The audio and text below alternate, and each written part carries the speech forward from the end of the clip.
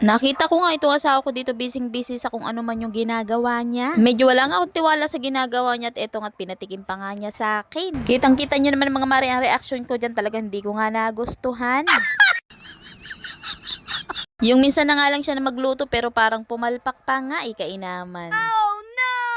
So for today's video mga mare, fresh na bagong mini vlog na naman tayo for today's video. Ito na nga mga mare, in-edit ko na agad-agad, wala pang 30 minutes na aking paggagawa ng video, ina-edit ko na nga ito. Kaya ito na naman tayo mga mare, maglilinis nga lang ako ng aking kusina dyan dahil nga napakadugyot na nga tingnan. Pero nga mga mare, inuna ko munang linisan tong aking dish drainer dahil medyo madumi na nga ng mga oras na yan. Ilang araw ko na to kasing hindi nalilinis kaya ito nga't madumi na naman. Alam nyo naman kahit na nasa loob tayo ng bahay ay maalikabok talaga dito. Pero bago ang lahat mga mare, maghugas muna tayo ng sandamakmak na hugasin. Hindi ko nga alam kung saan nanggagaling tong mga hugasin na to kasi naman kakahugas ko lang kanina meron na naman ulit. Kaya maya nga mga mare, nakarinig nga ako ng sound din kaya ito nga't napakaimbot ang mami Ira nyo kainaman.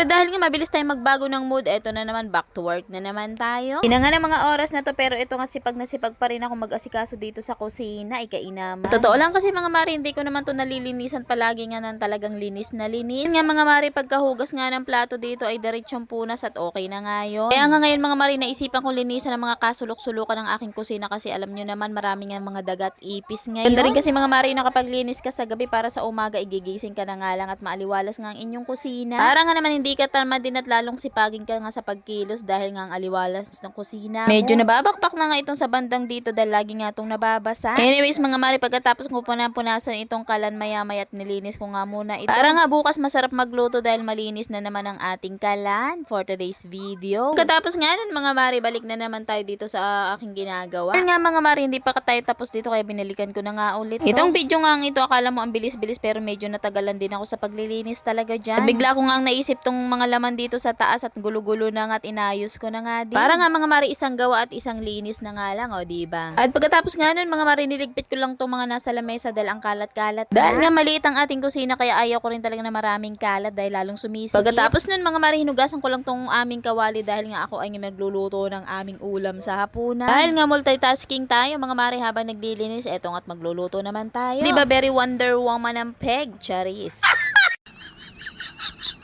Eto nga palang ulam namin for today's video, magpiprito nga lang ako ng tilapia. Matagal na nga rin halos kami hindi nakakapag-isda kaya eto nga for today's video, mag-iisda tayo. Syempre mga mari, kapag pritong isda nga ang ulam, kailangan talaga yung partner na kamatis yan. Dahil isa nga yun sa perfect combo ng ating ulam for today's video. Iniwan na nga ng daddy dyan ng 3 pirasong